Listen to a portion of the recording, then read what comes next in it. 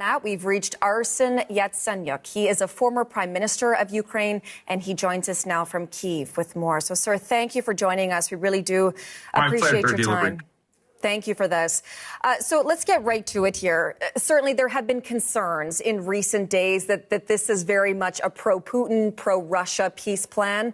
I'm wondering if you can walk us through your initial thoughts on it, any concerns that you might have based on what you've seen so far. You know, Hillary, it sounds too diplomatic. Concern. It wasn't concern. It was a complete disaster. The 28th so-called peace plan, which is not the peace plan, this is the plan of crawling capitulation, just created a mess both in Ukraine and everywhere in Europe. So the good thing is that, look, it was dead on arrival. No doubt. So it was completely non-starter. But the good thing is that things has changed right now. Both President Trump, he's more flexible, and he delivered, I would say, cooperative message a few hours ago. And Ukrainian delegation met with the U.S. delegation and with our European partners in Geneva. And actually, we didn't sink this plan. But we have revamped and completely refurbished this plan from plan of capitulation to some kind of plan that really can deliver peace. We don't know the real details of this plan, of this new plan that emerged in Geneva.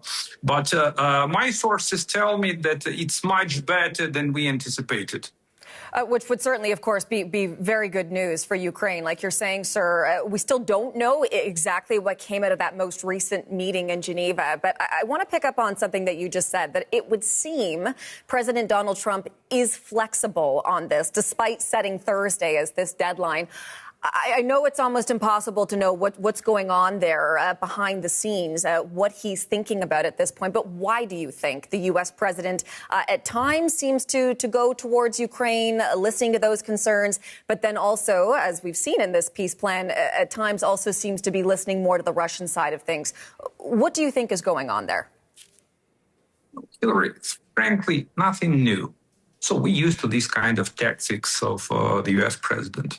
So in the morning, he strongly supports Ukraine. In the evening, he can make an about-face. But then in the end, I believe that President Trump really wants to deliver fair and durable and just peace. And look what's going on the Hill.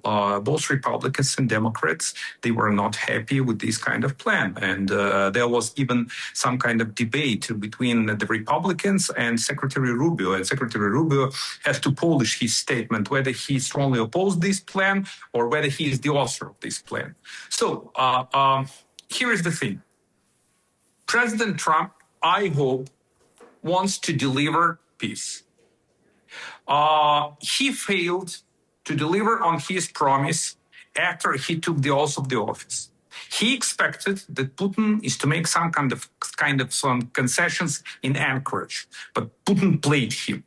As of now, he clearly understands that in order to deliver real peace, he has to be on the same page, both with the Republicans and even Democrats in the U.S., and this could hamper their ability to win the midterms in the U.S.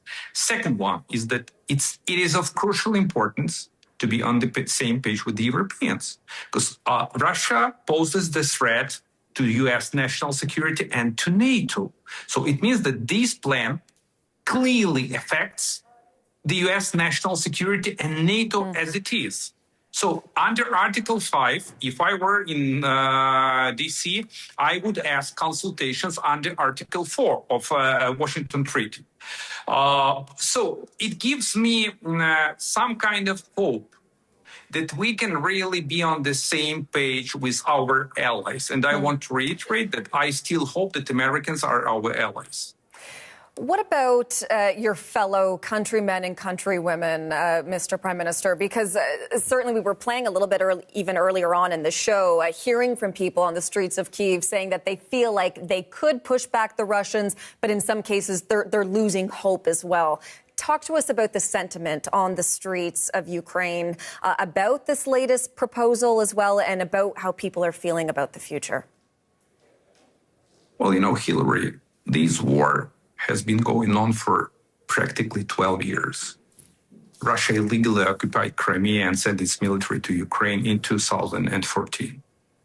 Putin expected to take over Ukraine in a year or in a few weeks after the all-out war that he waged against Ukraine 4 years ago. What is the general mood? Look, people are tired. People are exhausted. And that's normal. That's completely normal. But we are not broken. And the thing is that what is needed for the Ukrainian people, we need very strong support. We ask the free world to help Ukraine to prevail in this war. And the free world has everything on its table, everything, to provide Ukraine with the necessary ammo, munitions, financial and military support, to exert an additional pressure on Russia and China. There is a lack of political will and consistency. And sometimes, it's a kind of roller coaster in our mood, and that's explicit and that's understandable. But the thing is that we will win this war. But to win the war, we need our allies to stand by Ukraine and to be very serious in defeating Russia. Sir, as always, thank you so much. We do appreciate you making a little bit of time for us and sharing your thoughts and your perspective. My pleasure. Thank you. Thank you. That was Arsen Yatsenyuk. He is the former Prime Minister of Ukraine, and he joined us today from Kyiv.